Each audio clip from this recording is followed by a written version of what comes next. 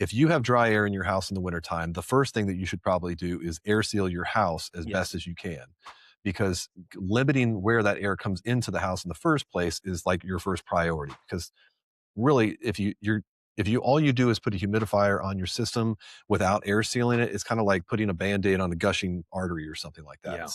It's still leaking all over the place, and it's not the way to control the air and the moisture in your house. Yeah. So And usually what is a great tag team partner with that is look at the ducts. Because a lot of times those ducts, as we started off with, are how that dry air is getting into the space to begin with, one on one side or the other. So a good duct evaluation would yeah. need to be done. If humidifiers are an easy way to try to cure it, and as we talked about earlier, it may not cure it. It may actually make the problem worse and cause issues with your house that you don't see to begin with. Yeah. I'm just thinking of some of the big places where air leaks in and out of houses. I mean, this is true year round, whether it's wintertime, summertime, or whatever, but like attic hatches, pull down Yeah. staircases. If you have an older house that has a whole house fan in it, whether it works or not, those louvers are just leaky holes going straight through your ceiling.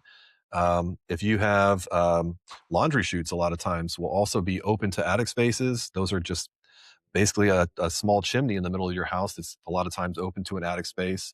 Recessed lights are a huge one.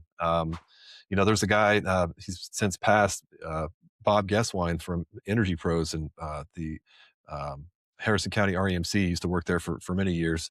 And he used to always say, every recessed light can leak enough air over the course of a year to fill a Goodyear blimp.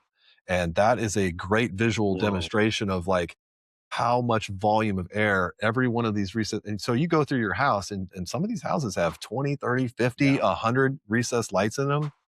And especially if I have a friend who remodeled a house in Shelbyville, and he calls me one day and he's like, "Hey, Eric, I think I know the answer to this, but I just want to run it by you." He's like, "I remodeled this old 100-year-old house. It's an Airbnb now, but my utility bills are ridiculous.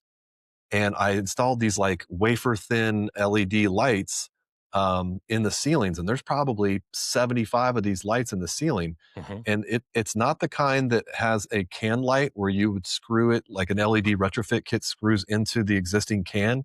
It's the one that has the little clips that just attach to the drywall. Oh, So yeah. basically, he cut 6-inch holes all over the drywall everywhere in the house, and then put these little disc wafer lights in there.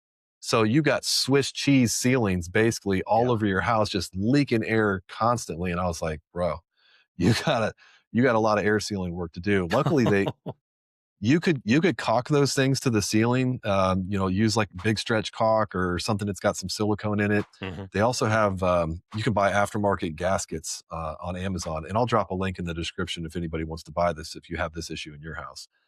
But you can just put those gaskets right on the top side of the trim ring for an LED retrofit kit, and that'll effectively seal it to the drywall as well. But a lot of builders and remodelers don't think about this kind of thing. They're like, No. these are the fancy new lights that they want, and they're super simple to install, and this is the after effect that they're not thinking about. Yep. And usually the HVAC contractor is the one that will get the blame for that stuff.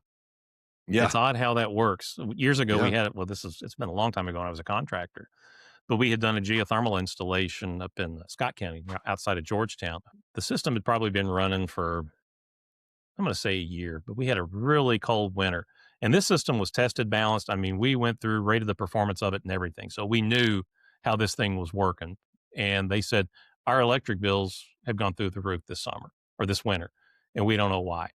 We go out and we test it, and this is maybe middle of January, but the loop temperatures on this geothermal heat pump are already in the 20s. And we're like, okay, how long has this thing been running? They're like nonstop.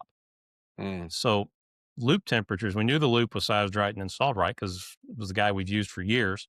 And he's, we know the loop temperatures. Typically, they won't get out of the 50s. So we knew we had excessive run times. But what was happening was the geothermal couldn't keep up and the electric heat was coming on. So we're hmm like, okay, last winter was a little mild. So you can see how we made him miss something. We got the blame for this. We started looking. There were cantilevered floors going out.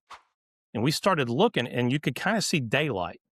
We yeah. go outside and look up, and they were completely wide open. So you had like 4 or 5 floor joists extending straight out, and there they are, Above grade. above grade. They I don't just know left how them they didn't have completely animals uncovered? inside their basement. Oh my god. So they didn't even put vinyl or OSB or anything underneath it? Nothing. Wide open. Wow. They had fiberglass in it. Wow. Custom home, Yeah. totally missed. Yeah. So I that's the mean, thing about any type of construction, whether it's HVAC, insulation, plumbing, it's done by people, and we miss stuff.